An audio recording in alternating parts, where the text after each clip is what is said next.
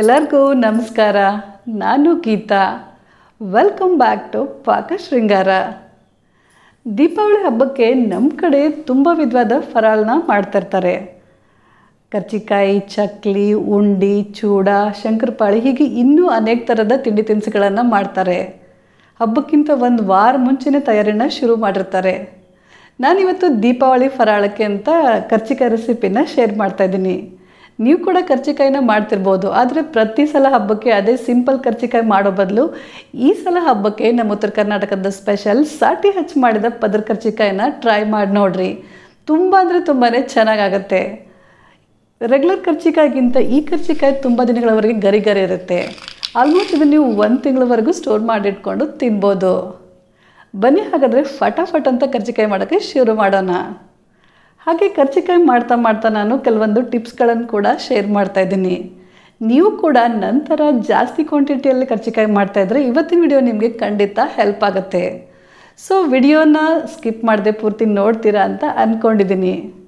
Video ಇಷ್ಟ ಆದರೆ ಸ್ವಲ್ಪನಾದರೂ useful ಅಂತ ಅನಿಸಿದರೆ ಒಂದು ಲೈಕ್ ಕೊಡಿ ಮತ್ತು ಕಮೆಂಟ್ ಮಾಡಿ. ಹಾಗೆ ಇನ್ನೂ ತಾನೇ ನೀವು ನಮ್ಮ ಚಾನಲ್ನ ಸಬ್ಸ್ಕ್ರೈಬ್ ಮಾಡಿಲ್ಲ ಅಂತಂದರೆ ಪ್ಲೀಸ್ ಸಬ್ಸ್ಕ್ರೈಬ್ ಮಾಡಿ. ಹಾಗೆ ಪಕ್ಕದಲ್ಲಿರುವಂಥ ಬೆಲ್ಲನ್ನು ಮರಿದೆ ಕ್ಲಿಕ್ ಮಾಡಿ.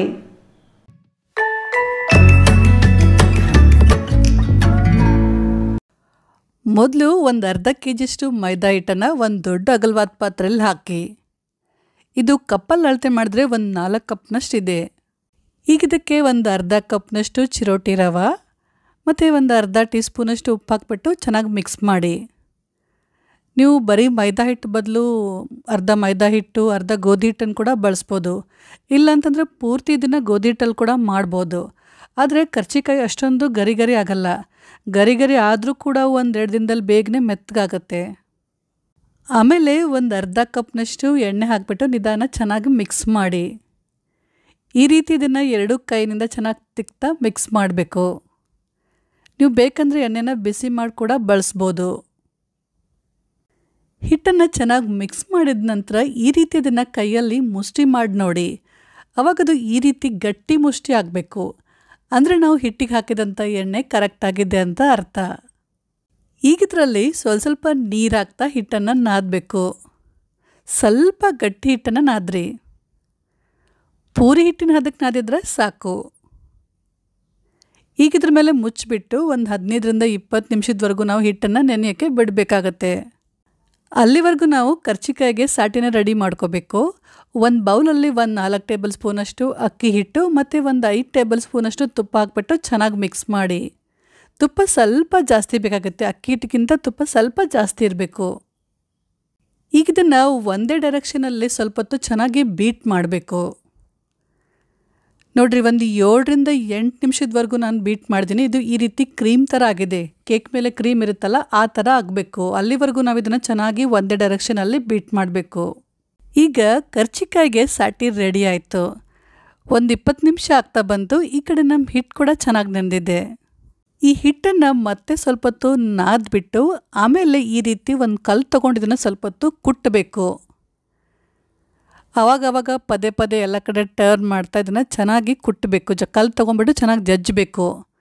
ಜೋರಾಗಿ ಭಾರ ಹಾಕಿಬಿಟ್ಟು ನಾವು ಕುಟ್ಟೋದ್ರಿಂದ ಏನಾಗುತ್ತೆ ಅಂತಂದರೆ ಹಿಟ್ಟು ಮೆತ್ತಗಾಗತ್ತೆ. ಆವಾಗ ಕರ್ಜಿಕಾಯಿ ತುಂಬಾ ಚೆನ್ನಾಗಾಗತ್ತೆ. ಸೀಳೋದಾಗಲಿ ಅಥವಾ ಒಂಥರ ಹಾರ್ಡ್ ಅಂತೀವಲ್ಲ, ಬಿರುಸು ಅಂತೀವಲ್ಲ, ಆ ಥರ ಆಗಲ್ಲ. ತುಂಬ ಚೆನ್ನಾಗಾಗತ್ತೆ. ಹಾಗಾಗಿ ಇದನ್ನು ಹಿಟ್ಟು ಮೆತ್ತಗಾಗುವವರೆಗೂ ಸ್ವಲ್ಪ ಹೊತ್ತು ಕಲ್ಲು ತೊಗೊಂಡು ಚೆನ್ನಾಗಿ ಜಜ್ಜಬೇಕು. ಈಗ ನೋಡ್ರಿ ಹಿಟ್ಟು ಎಷ್ಟು ಸಾಫ್ಟ್ ಆಗಿದೆ. ಈಗಿದ್ರಲ್ಲಿ ಒಂದು ಮೀಡಿಯಮ್ ಸೈಜಷ್ಟು ಉಳ್ಳಿನ ರೆಡಿ ಮಾಡಿ ಇಟ್ಕೋಬೇಕು. ಚಪಾತಿ ಮಾಡೋಕ್ಕೆ ನೀವು ಯಾವ ರೀತಿ ಉಳ್ಳಿ ಮಾಡ್ತೀರಲ್ಲ ಅದೇ ರೀತಿ ಉಳ್ಳಿ ಮಾಡಿ ಇಟ್ಕೊಳ್ರಿ. ಆಮೇಲೆ ಗಮನ ಇರಲಿ ಫ್ರೆಂಡ್ಸ್, ಉಳಿದಿರುವಂಥ ಹಿಟ್ಟನ್ನು ಒಂದು ಒದ್ದೆ ಬಟ್ಟೆಯಿಂದ ಮುಚ್ಚಿಡಬೇಕು. ಇಲ್ಲ ಅಂತಂದರೆ ಹಿಟ್ಟು ತುಂಬ ಬೇಗನೆ ಡ್ರೈ ಆಗುತ್ತೆ. ನೆಕ್ಸ್ಟ್ ಇವಾಗ ಒಂದು ಉಳ್ಳಿ ತೊಗೊಂಡ್ಬಿಟ್ಟು ಒಣ ಹಿಟ್ಟಿನಲ್ಲಿ ಅದ್ಬಿಟ್ಟು ಒಂದು ದೊಡ್ಡ ಚಪಾತಿನ ಲಟ್ಸ್ರಿ. ಈ ಚಪಾತಿ ತುಂಬ ದಪ್ಪ ಇರಬಾರ್ದು ಮತ್ತು ತುಂಬ ತೆಳ್ಳು ಕೂಡ ಇರಬಾರ್ದು. ಎಲ್ಲ ಕಡೆ ಒಂದೇ ಸಮನಾಗಿರಬೇಕು. ಒಂದು ಕಡೆ ದಪ್ಪಗೆ ಒಂದು ಕಡೆ ತೆಳ್ಳಗೆ ಈ ಥರ ಲಟ್ಸ್ಬಾರ್ದು. ಈ ರೀತಿ ಒಂದು ದೊಡ್ಡ ಚಪಾತಿನ ಲಟ್ಸಿದ ಮೇಲೆ ಇವಾಗ ಇದ್ರ ಮೇಲೆ ಸಾಟಿ ಹಚ್ಚಬೇಕು. ಆಗಲೇ ನಾವು ರೆಡಿ ಮಾಡಿ ಇಟ್ಕೊಂಡಿರ್ತೀವಲ್ಲ ಆ ಸಾಟಿನ ಹಚ್ಚಬೇಕು. ಸಾಟಿನ ಕೈಯಿಂದಲೇ ಹಚ್ಚಬೇಕು. ಬ್ರಷಲ್ಲಿ ಇಲ್ಲಾಂದರೆ ಸ್ಪೂನಲ್ಲೇ ಹಚ್ಚಬಾರ್ದು. ಇದನ್ನು ಈ ರೀತಿ ಕೈಯಿಂದಲೇ ಎಲ್ಲ ಕಡೆ ಚೆನ್ನಾಗಿ ಸ್ಪ್ರೆಡ್ ಮಾಡಬೇಕು. ಸಾಟಿನ ತುಂಬ ಜಾಸ್ತಿ ಹಚ್ಚಬಾರ್ದು ಮತ್ತು ತುಂಬ ಕಡಿಮೆ ಕೂಡ ಹಚ್ಚಬಾರ್ದು. ಈ ರೀತಿ ಎಲ್ಲ ಕಡೆ ಚೆನ್ನಾಗಿ ಸ್ಪ್ರೆಡ್ ಮಾಡಿದ ನಂತರ ಈಗ ಇದನ್ನು ಒಂದು ಕಡೆಯಿಂದ ನಿಧಾನ ರೋಲ್ ಮಾಡ್ತಾ ಬರಬೇಕು. ಎಷ್ಟು ಸಾಧ್ಯ ಆಗುತ್ತೆ ಅಷ್ಟು ಸ್ವಲ್ಪ ಟೈಟಾದ ರೋಲನ್ನು ಮಾಡಬೇಕು. ತುದಿನ ಚೆನ್ನಾಗಿ ಒತ್ತಿ ಆಮೇಲೆ ಇದನ್ನು ಆ ಕಡೆ ಈ ಕಡೆ ಸ್ವಲ್ಪ ಹೊತ್ತು ಹೊರಳಾಡಿಸ್ಬಿಟ್ಟು ರೋಲ್ ಮಾಡಬೇಕು. ಈಗ ಈ ರೋಲ್ ಮೇಲೆ ಸ್ವಲ್ಪ ಲೈಟಾಗಿ ಪ್ರೆಸ್ ಮಾಡಿ, ಸ್ವಲ್ಪ ಲೈಟಾಗಿ ಒತ್ತಬೇಕು. ಒತ್ತಿಬಿಟ್ಟು ಇದನ್ನು ಫ್ಲ್ಯಾಟ್ ಮಾಡ್ಕೋಬೇಕು. ಎರಡು ಸೈಡ್ ಚೆನ್ನಾಗಿ ಫ್ಲ್ಯಾಟ್ ಮಾಡಿ ಆಮೇಲೆ ಎರಡು ತುದಿಗಳನ್ನು ಒಂದು ಚಾಕುನಿಂದ ಕಟ್ ಮಾಡಿ ತೆಗಿರಿ. ಆ ಕಡೆ ಈ ಕಡೆ ಸ್ವಲ್ಪ ತುದಿ ಹಾಳಾಗಿರುತ್ತೆ, ಅದನ್ನು ಕಟ್ ಮಾಡಿ ತೆಗಿರಿ. ಆಮೇಲೆ ಒಂದು ಅರ್ಧ ಇಂಚಿನಷ್ಟು ಉಳ್ಳಿನ ಕಟ್ ಮಾಡ್ತಾ ಬನ್ನಿ. ಅಥವಾ ನಿಮ್ಗೆ ಎಷ್ಟು ದೊಡ್ಡ ಕರ್ಜಿಕಾಯಿ ಬೇಕಂತ ನೋಡಿಕೊಂಡು ಆ ಸೈಜಲ್ಲಿ ನೀವು ಉಳ್ಳಿನ ಕಟ್ ಮಾಡ್ಕೋಬೋದು. ನೋಡ್ರಿ, ಒಳಗಡೆ ಎಷ್ಟು ಚೆನ್ನಾಗಿ ಪದರ ಪದರಾಗಿದೆ. ಈ ಎಲ್ಲ ಉಳ್ಳಿಗಳನ್ನು ಒಂದು ಪಾತ್ರೆಯಲ್ಲಿ ಹಾಕ್ಬಿಟ್ಟು ಮುಚ್ಚಿಡಿ, ಇಲ್ಲ ಅಂತಂದರೆ ಹಿಟ್ಟು ಬೇಗನೆ ಒಣಗುತ್ತೆ. ಈಗ ಒಂದು ಉಳ್ಳಿನ ತೊಗೊಂಬಿಟ್ಟು ಈ ರೀತಿ ಸ್ಟ್ರೇಟಾಗಿ ನಿಲ್ಲಿಸಿ ಅದ್ರ ಮೇಲೆ ಈ ಥರ ಸ್ವಲ್ಪ ಲೈಟಾಗಿ ಪ್ರೆಸ್ ಮಾಡಿ. ತುಂಬ ಜೋರಾಗಿ ಭಾರ ಹಾಕಿ ಮಾಡಬಾರ್ದು, ಸ್ವಲ್ಪ ಲೈಟಾಗಿ ಪ್ರೆಸ್ ಮಾಡಬೇಕು. ಈಗ ಇದರಲ್ಲಿ ಒಂದು ಸಣ್ಣ ಪೂರಿನ ಲಟ್ಸಿ. ಈ ಪೂರಿ ಸ್ವಲ್ಪ ದಪ್ಪ ಇರಬೇಕು, ತುಂಬ ತೆಳ್ಳಗಿರಬಾರ್ದು, ಸ್ವಲ್ಪ ದಪ್ಪ ಇರಬೇಕು. ಈ ಪೂರಿಯಲ್ಲಿ ಒಂದು 2 ಸ್ಪೂನಷ್ಟು ಕರ್ಜಿಕಾಯಿ ಹೂರಣನ ತುಂಬಿ ಎಲ್ಲ ಹೂರಣನ ಮಧ್ಯಕ್ಕೆ ಸೇರಿಸ್ಬಿಟ್ಟು ಸೈಡಿಗೆ ಸ್ವಲ್ಪ ನೀರು ಹಚ್ಚಿ ಆಮೇಲೆ ಈ ರೀತಿ ನಿಧಾನ ಇದನ್ನು ಕ್ಲೋಸ್ ಮಾಡಿ. ಈ ತುದಿಗಳನ್ನು ಚೆನ್ನಾಗಿ ಒತ್ತಿಬಿಟ್ಟು ಕ್ಲೋಸ್ ಮಾಡಬೇಕು, ಇಲ್ಲ ಅಂತಂದರೆ ಇದನ್ನು ಎಣ್ಣೆಲಿ ಫ್ರೈ ಮಾಡಿದಾಗ ಇದು ಓಪನ್ ಆಗುತ್ತೆ.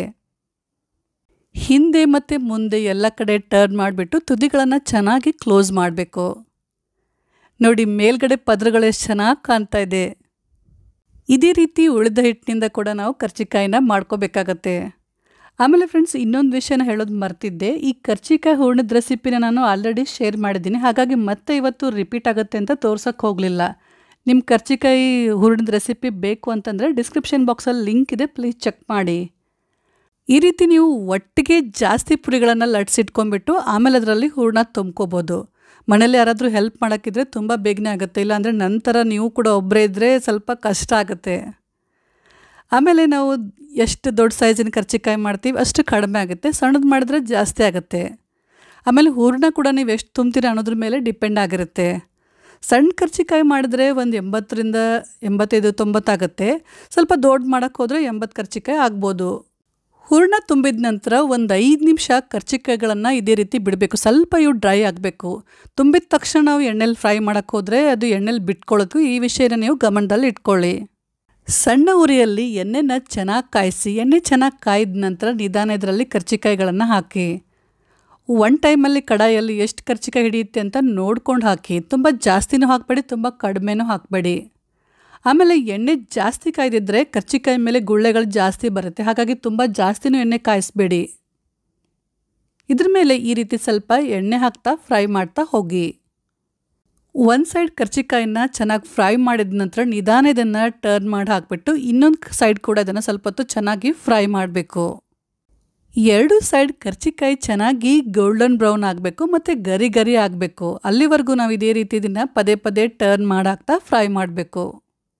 ಈ ರೀತಿ 2 ಸೈಡ್ ಚೆನ್ನಾಗಿ ಫ್ರೈ ಆದ ನಂತರ ನಿಧಾನ ಇದನ್ನು ಎಣ್ಣೆಯಿಂದ ಬಸದು ತೆಗೆದುಬಿಟ್ಟು ಟಿಶ್ಯೂ ಪೇಪರ್ ಮೇಲೆ ಹಾಕಿ. ಕೆಲವೊಂದು ಸಲ ಕರ್ಜಿಕಾಯಿ ಮೇಲೆ ಈ ಥರ ಗುಳ್ಳೆ ಗುಳ್ಳೆ ಥರ ಬಂದಿರುತ್ತೆ. ಈ ರೀತಿ ಆಗಬಾರ್ದು ಅಂತಂದರೆ ಫಸ್ಟ್ ಒಂದು ಬ್ಯಾಚ್ ಕರ್ಜಿಕಾಯಿನ ಫ್ರೈ ಮಾಡಿದ ನಂತರ ಒಂದು 5 ಸೆಕೆಂಡ್ವರೆಗೂ ಗ್ಯಾಸ್ ಆಫ್ ಮಾಡಿ. ಆಮೇಲೆ ಅದರಲ್ಲಿ ನೆಕ್ಸ್ಟ್ ಬ್ಯಾಚಿನ ಕರ್ಜಿಕಾಯಿಗಳನ್ನು ಹಾಕಿದ ತಕ್ಷಣ ಮತ್ತೆ ಗ್ಯಾಸ್ ಆನ್ ಮಾಡಿ. ಈ ರೀತಿ ಸ್ವಲ್ಪ ಹೊತ್ತು ನಾವು ಗ್ಯಾಸ್ ಆಫ್ ಮಾಡೋದ್ರಿಂದ ಎಣ್ಣೆ ಟೆಂಪ್ರೇಚರು ಡೌನ್ ಆಗುತ್ತೆ.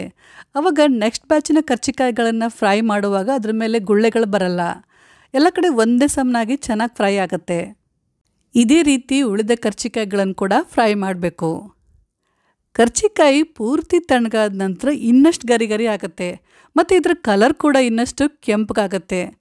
ಅದಕ್ಕೆ ನಾವು ಮುಂಚೆನೇ ತುಂಬ ಕೆಂಪಗಾಗುವವರೆಗೂ ಫ್ರೈ ಮಾಡಬಾರ್ದು. ಎಲ್ಲ ಕರ್ಜಿಕಾಯಿಗಳನ್ನು ಫ್ರೈ ಮಾಡಿದ ಮೇಲೆ 1 ಗಂಟೆ ಇವುಗಳನ್ನು ಪೂರ್ತಿ ತಣ್ಣಗಾಗುವವರೆಗೂ ಬಿಡಬೇಕು. ನಂತರ ನಾವು ಇದನ್ನು ಒಂದು ಏರ್ಟೈಟ್ ಬಾಕ್ಸಲ್ಲಿ ಹಾಕಿಬಿಟ್ಟು ಸ್ಟೋರ್ ಮಾಡಿ ಇಡಬೇಕು. ಈಗ ನಿಮ್ಗೆ ಒಂದು ಕರ್ಜಿಕಾಯಿನ ನಾನು ಮುರಿದು ತೋರಿಸ್ತೀನಿ. ನೋಡ್ರಿ ಎಷ್ಟು ಗರಿ ಗರಿ ಆಗಿದೆ ಮತ್ತು ಒಳಗಡೆ ನೋಡಿ ಎಷ್ಟು ಪದ್ರ ಎಷ್ಟು ಚೆನ್ನಾಗಿ ಕಾಣ್ತಾ ಇದೆ. ನೋಡಿದ ತಕ್ಷಣ ತಿನ್ಬೇಕಂತ ಅನಿಸ್ತಾ ಇದೆ. ಸೊ ಫ್ರೆಂಡ್ಸ್, ಈ ಸಲ ಹಬ್ಬಕ್ಕೆ ನೀವು ಕೂಡ ಈ ಸ್ಪೆಷಲ್ ಕರ್ಜಿಕಾಯಿನ ಒಂದು ಸಲ ಮಾಡಿ ನೋಡ್ರಿ ಹೇಗಾಗಿತ್ತು ಅಂತ ಪ್ಲೀಸ್ ಕಮೆಂಟ್ ಮಾಡಿ ತಿಳಿಸ್ರಿ. ಮತ್ತು ಇವತ್ತಿನ ವಿಡಿಯೋ ನಿಮ್ಗೆ ಇಷ್ಟ ಆಗಿದ್ರೆ ಲೈಕ್ ಮತ್ತು ಕಮೆಂಟ್ ಮಾಡಿರಿ. ಇನ್ನಷ್ಟು ಇದೇ ರೀತಿಯ ಉತ್ತರ ಕರ್ನಾಟಕದ ಸಾಂಪ್ರದಾಯಿಕ ರೆಸಿಪಿಗಳಿಗಾಗಿ ನಮ್ಮ ಚಾನಲ್ನ ಪ್ಲೀಸ್ ಸಬ್ಸ್ಕ್ರೈಬ್ ಮಾಡಿರಿ. ಹಾಗೆ ಪಕ್ಕದಲ್ಲಿರುವಂಥ ಬೆಲ್ಲನ್ನು ಮರೀದೆ ಕ್ಲಿಕ್ ಮಾಡಿ. Thank you.